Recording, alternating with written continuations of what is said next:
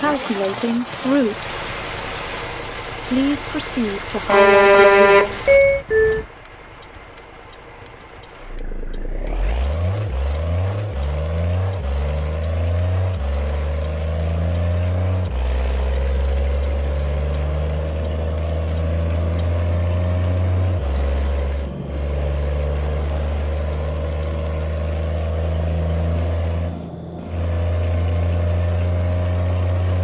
Keep left.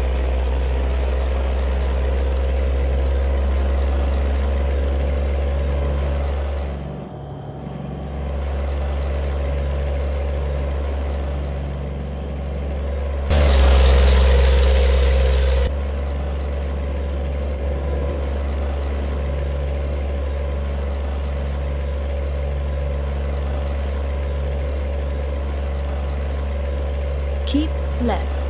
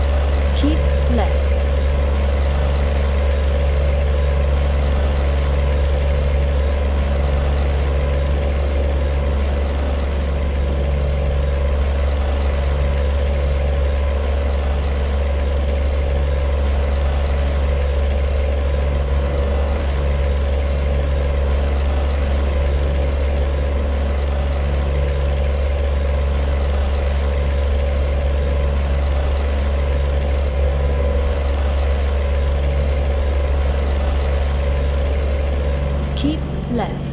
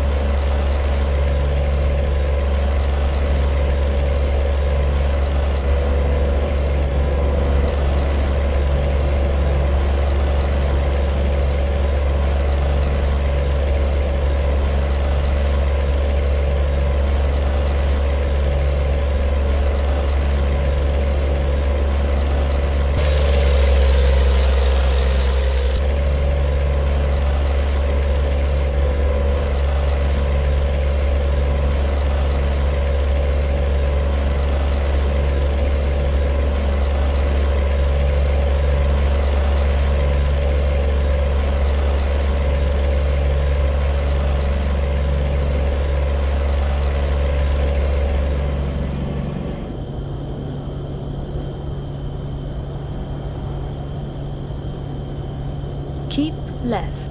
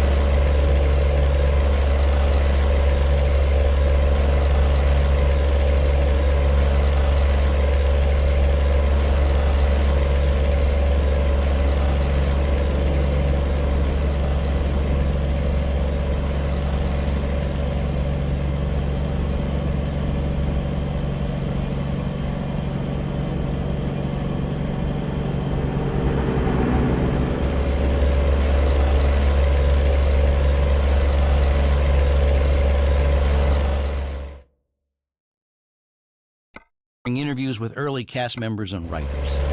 Al Franken was one of the show's original writers, along with his partner Tom Davis.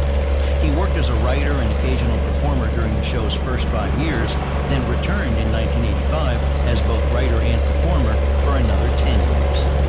Terry spoke with Al Franken in 1988, and she asked him about how he dealt with the network censors. What's your system of pushing through something when you're arguing with the censor or with the producer about it?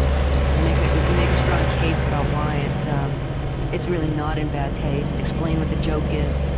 Yeah, you know, people think we really don't like the censors, that they're our enemies. And the fact is, I spend more time with the censors at NBC than with, almost anybody else other than our staff. And so I know these guys real well. It's adversarial, but it's friendly, and we don't really pull anything off over on them. We just make our argument. I lost a piece last year that I really cared about. It was called What's My Addiction? And it was a game show in which, the celebrity panelists were Johnny Cash, Liza Minnelli, and David Crosby, and the host was Betty Ford. And all the guests would come on, and the panelists would ask them questions like, what's my line? And try to guess what their chemical dependency was. And the point of the show was that all chemical dependency is the same thing, whether it's barbiturates or speed or alcohol, street drugs or prescription drugs, or it's all the same thing, and it all has very, very similar tragic consequences. And I was more proud of this piece than of any I had written that year. And they showed it on the air. It went on the air once, and it went over great, and they decided not to run it in a repeat. Why not? Because it dealt with drugs and it got laughs.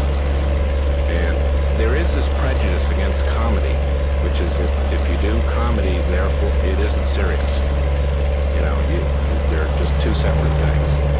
But let me just ask you, when a sketch of yours is killed, either before it airs or, in this case, it was killed. That was very unusual. It was killed for the rerun. Yeah. Yeah, that was unusual. What do you do? I mean, do you just accept it, or do you go in and make a big argument about it? Well, we're beginning to try to make an argument higher up. We're thinking maybe this is something General Electric will understand. That we're in competition with cable. Saturday Night Live's on at 11:30, and at least at one time had a reputation of being on the cutting edge. And that some of the censorship that we've had this year and in the last couple of years has really been silly. We wrote a sketch called Jew Not a Jew. It was a game show in which, it'd be like, there'd be like a big board with, and someone's picture would come up, and it'd be like Family Feud, and there'd be two families, and Penny Marshall's face would come up on it. And you go, she was, the star of Laverne and Shirley, now a director, married to All in the Family's meathead one time, Penny Marshall, Jew or not a Jew? And then, ding, ding, ding, ding, take it Knopfler's. She's from New York or something. She's got a big nose. We're gonna say Jew. Sorry. Penny Marshall was Italian, of Italian descent. But anyway, the point was that NBC, our censors said, no, you can't do this because some people will take it the wrong way.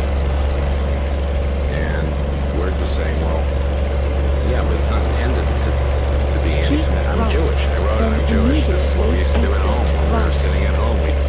Actually, see Mel Ferrar on TV and go, you think he's a Jew? I don't know. And my dad would go, Leslie Howard is Jewish, Alan. Really? Yes, he is. Well, I think it's a preoccupation that a lot of Jewish people have, trying to figure out who's Jewish and who isn't. Yeah. So it's sort of a living. We made it into this game show. So they never got on the air? No, it never got on the air. And it's just stupid, I mean, I think at one point they, asked some rabbi if it was okay to put it on or something. It's taking it to the top. Yeah. You started on Saturday Night Live the first season it was on, and you've been in and out of the show several times, right? Yeah, Tom and I have worked. We're called Lorne again. We've been there whenever writers, and so we've been there we were there for the first 5 years, and now we've been here or there for the last 3. First show this season that I saw you on Saturday Night Live, you had revived the Al Franken decade. Yeah. How did you first come up with that? Oh, the Al Franken. Okay, basically what happened was I was in 1979. I was at the end of 1979. Remember, the 70s was the me decade, and everybody was sort of saying, "Well, the me decade's over. What's the next decade going to be about?" And there'd be some guy who would write a thing, My Turn, in Newsweek, and he'd say, "This is going to be the pulled-together generation revolving around how we use our energy resources." And then at the bottom would say, "Ted Hudnut is an energy resource consultant." And I realized that everybody was saying basically that the 70s was the me decade, but the 80s is going to be about this thing that I'm involved with. So I figured I'd just make it the Al Franken decade. Al Franken, thanks a lot for talking with us. Okay, well, thank you. Al Franken speaking to Terry Gross in 1988. And by the way, his Jew Not a Jew sketch did eventually get on the air later that year, with Tom Hanks playing the game show host. 10 points, 10 points. Okay, let's continue. Hands on buzzers. Mayor of New York. Yes. He's a Jew, Bob. Yes. That's right. Ed Koch is a Jew. 10 points. We'll hear another one of their conversations after a break. This is Fresh Air. President Trump has been making changes at breakneck speed, and he's been using emergency powers to do so. This time, the Trump administration is much more confident and much more emboldened. I'm Elsa Chang. Hear more about the emergency powers that Trump has been using and the very few checks and balances on All Things Considered from NPR News. This afternoon at 4 on Public Radio 89.5.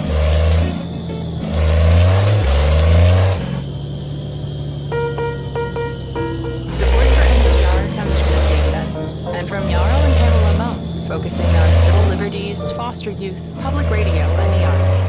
And from Indeed, designed to be an end-to-end hiring solution for businesses of all sizes to attract, interview, and hire candidates, all from one platform.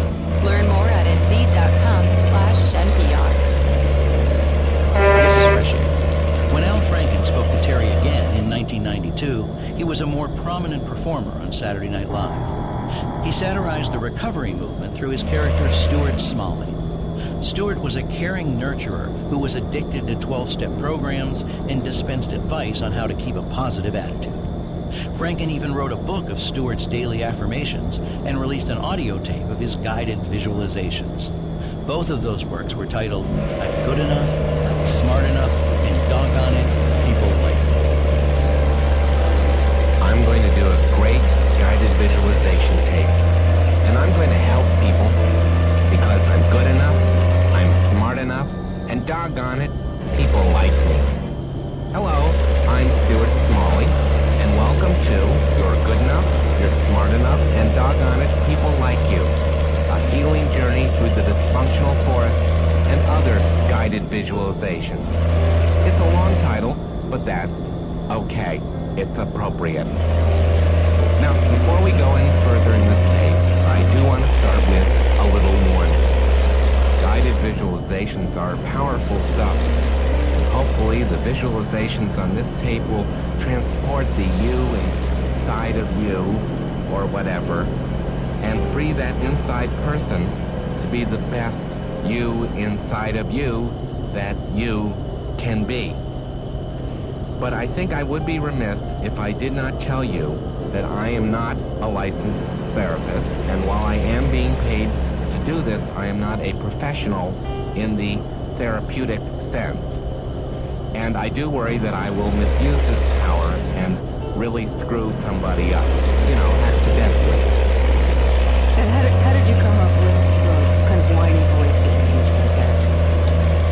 The voice, it's funny, sometimes when you write something, it comes in the voice, and this just did. And I don't know why exactly, other than maybe there are a few people. I actually belong to, in one of those groups, I belong to an anonymous fellowship for friends and family members of drunks or recovering alcoholics too. Turn right. And I think there were a number of people in rooms that I've met who sort of remind me of Stuart. And I guess the reason I came up with Stuart the way he is that one of the great things I learned going to this fellowship is that I can learn stuff from people who I never in a million years thought I could. And so I sort of deliberately made Stuart pretty, pretty silly and lame in a lot of ways, but very kind of courageous and sweet and vulnerable in his own way. I think that's one of the things I really love about the character, is that you do kind of have it both ways. You know, it's like really funny and you're really mocking the character, and at the same time you can tell you have a real kind of affection and caring for him too. Well, actually, people who know me very well know that there's a lot of Stuart inside of me. A lot of the insecurity and a lot of the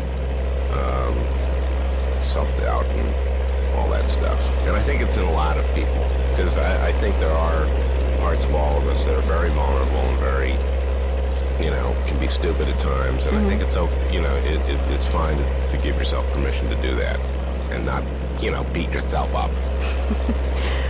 How do you deal with some of the language of the recovery movement, which you mock a lot, but also probably have some respect for it too? Like Stuart's always saying, that, well, this isn't my best show, but that's okay. Right. So there's all this like affirmation in the language. Affirmation is hard. First of all, a program has this incredible amount of jargon. Yeah. And the jargon is usually just a shorthand for some concept. So all it really is just a way for someone to hold on to a concept. And most of these concepts are pretty sound. And so, but the jargon can get pretty grating and silly. And yet, when the concept has helped you so much, and the way you got to the concept was through the jargon, you kind of hold on to the jargon. So that Stuart is a program junkie, so he is a jargon junkie. So actually, people send me these things. I got one the other day, which is fear is a dark room where negatives get developed, which is a gift through the mail. So if you're listening, and you got good ones, send them to me. Stuart will use them. What are some of your other favorites? Another one someone sent to me was